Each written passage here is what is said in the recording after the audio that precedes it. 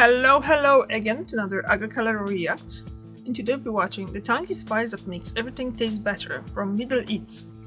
I admit that this is gonna be first time I'm watching anything from this channel, but it got my attention because the thumbnail was showing a plant that I never knew or even thought that could be edible. So let's just jump into it and learn about that spice.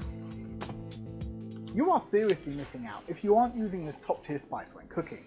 Sumak's tart and tangy flavour is a game changer, so much so that it's my third most used spice after pepper and chili flakes. It is versatile, cheap and incredibly easy to use, plus it unlocks a whole new dimension to your favourite foods. Before getting into specific dishes, let me explain what sumac is and how it should be used. This is a standard sumac tree that fruits in late summer with these upright red horns. These horns are clusters of sumac berries, which are dried and ground into sumac the spice.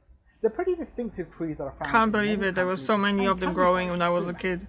If you're lazy like me, you could also forage for great sumac online. Avoid sumac that is ground into an ultra-fine powder and choose a darker colour product that is on the flakier side. Good sumac looks wet and moist even when it's completely dry. Check the ingredients too, because some companies use additives to make sumac tangier. You should only buy 100% sumac or sumac that is mixed with salt. Once you've got some sumac, taste it to get comfortable with the flavour. The best way to do this is to make a glass of sumac tea. After steeping the tea, give it a taste, and those tart and tangy flavours you'll notice are what makes sumac so special. It's like sour jelly sweets or tamarind candies, which FYI are incredible. The sourness comes from malic acid, which is a natural acid that sumac berries are rich in. If you're a fan of other high malic acid fruits like green apples, sour cherries and grapes, I think you'll love sumac. The benefit of ingredients like sumac is that the tangy flavour of malic acid doesn't overpower other flavours in the same way that citrus and vinegars can. Citrus fruits like lemons are high in citric acid, which is a bright and sour tasting acid that can cut through almost any other flavour. Vinegars like apple cider vinegar are high in acetic acid, which has a long-lasting sharp acidic taste rather than sour flavour. Malic acid, on the other hand, is quite mild. It's sour enough to make your face pucker up, but it's still really pleasant and the flavour doesn't linger for long. One trick that I've found to make sumac taste stronger is to rehydrate sumac with a little water before using it. That pleasant tanginess is the reason I use sumac on a daily basis. It also has the benefit of being a dry ingredient, so it can be used in dry spice mixes. Unlike fresh lemons, I don't have to worry about sumac going off, which means I can use it at a moment's notice. I keep it at easy reach in my spice rack and I always have a supply on hand. Beyond using sumac as a garnish for hummus, I mostly use it to balance other flavours, which is an important part of making any recipe shine. Sumac makes it really easy to add a small amount of sourness to anything you're making. For breakfast, I sometimes sprinkle a little sumac over Greek yogurt. The tanginess of the sumac makes the yogurt come alive, even though it's already sour. During lunch, I generally use sumac to cut through fatty flavours, by sprinkling it on eggs or using it on avocado toast. At dinner, it goes into marinades, spice mixes, and also salad dressings. Beyond that, it works incredibly in desserts, particularly those with tart or fruity flavour. It is a veritable food that uses sour ingredients to enhance You saw me on that! It's a spice that can go with everything, huh? And other studies show that increased saliva as a herb, not spice. You can try this yourself by tasting the same food before and after taking a sip of lemon juice. Here's some exercises you can do that will give you a better understanding of sumac. Make a sumac simple syrup by adding sugar, water and sumac together in a pot and simmering for 10 minutes. Add the syrup to a glass full of ice and pour over some sparkling water for a refreshing sumac drink.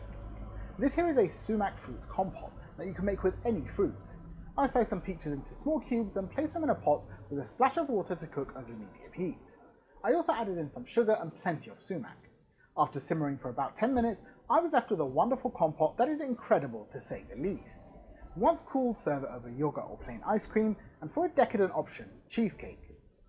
If you have good self-control, try this suggestion from Instagram for a sumac nut mix. Mix together a good amount of lemon, honey and sumac in a bowl, then add in some of your favourite nuts. Mix together, then bake in the oven until the nuts are golden and sticky. Wow. This is an evil snack that makes for a great topping if you eat a lot of plain yogurt like us. If you eat a lot of eggs, sprinkle sumac over your fried, boiled or scrambled eggs to jazz them up. Even plain old cheese tastes better with sumac, kind of like how grapes enhance cheese. If you're making roast potatoes, you can take them to the next level by tossing them with a garlic and sumac dressing. For salads, I make a lot of fattouche dressing, which features sumac heavy, all that shows and things like shows me really, it's making me really hungry now. Take red onion slices and massage them with salt and sumac. Let them sit and chop some parsley. Then after 10 minutes, mix the onions and parsley together. We've done loads of Middle Eastern recipes using sumac in the past. including masakan, the most sumaki dish in existence. Rather than show you them again, we've curated a playlist of recipes that heavily feature sumac, so you can start cooking with it. Sumac is a versatile spice, so I want you to tell me the incredible uses you discover for it. Alongside ingredients like tahini, it is misunderstood and underutilized in our kitchens, which is why you should watch this video next to learn more. About tahini? No, that was cool, quick, and it did, like I said, it showed how it grows, and basically those trees were growing all over Poland, and they still are. And I never knew that you can actually eat those cones, the red cones, and that's actually a really good spice. So you see, you're learning all the time. You're learning something new every day. That's basically it. So basically I'm gonna be going to store now and looking for sumac. I don't think I've seen any in supermarkets here, but there are a few Indian stores here, so I might check them out as well and see if they have it. They probably will. They have quite a really good choice of herbs and spices in there, spices especially. So definitely gonna do that, and I'm definitely gonna try out the sumac, because I like spices. It doesn't have to be really spicy, but add some flavor to different things. And the fact that it can be used not only to like savor stuff, but it's sweet desserts and stuff like that as well, it actually like doubles its potential too. So it's really good, a really good idea.